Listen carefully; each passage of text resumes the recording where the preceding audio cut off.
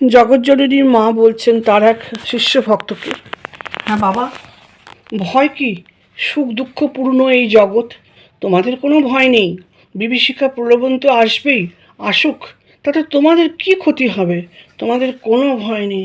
সব সময় জানবে বাবা, জীবনের সব সময় সব অবস্থায় মনে রেখো আমার একজন মা আছে।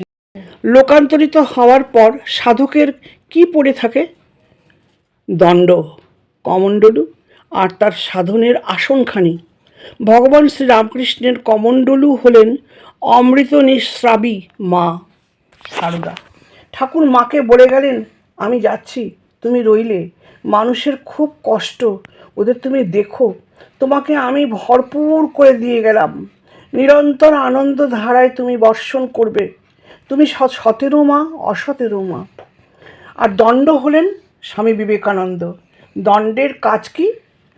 শিষ্টের পালন আর অশিষ্টের দমন, শুধু বাইরের দিক থেকে। আর অন্তরে তামসিকতাকে, জীবের জড়তাকে আর মূঢ়তাকে মেরে দিব্য চেতনার প্রতিষ্ঠা করবে স্বামীজি।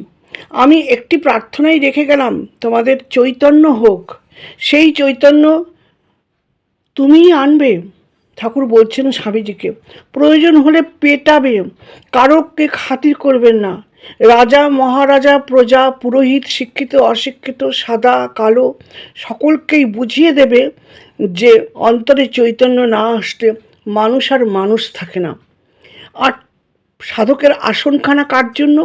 সাধকের আসনটা তিনি রেখে গেলেন আমাদের জন্য। আমাদের হৃদয় ঠাকুরের আসন। ঠাকুর বলেছেন, ভক্তের হৃদয় ভগবানের বৈঠকখানা। ঠাকুর বলছেন, ঈশ্বরের যত নিকটে এগিয়ে যাবে ততই শান্তি, শান্তি, শান্তি, শান্তি, প্রশান্তি। গঙ্গার যত নিকটে যাবে ততই শীতল বোধ হবে, আর স্নান করলে আরও শান্তি। ঠাকুরের একটি ছবি আমি এখানে দিচ্ছি। ছবিটিতে বেলি ফুলের মালা পরানো আর একটু অস্পষ্ট হয়ে গেছে। এই ছবিটি কোনো এক ব্যক্তির মাধ্যমে মা যখন দক্ষিণেশ্বরে নবতে থাকতেন তখনই মার হাতে এসেছিল।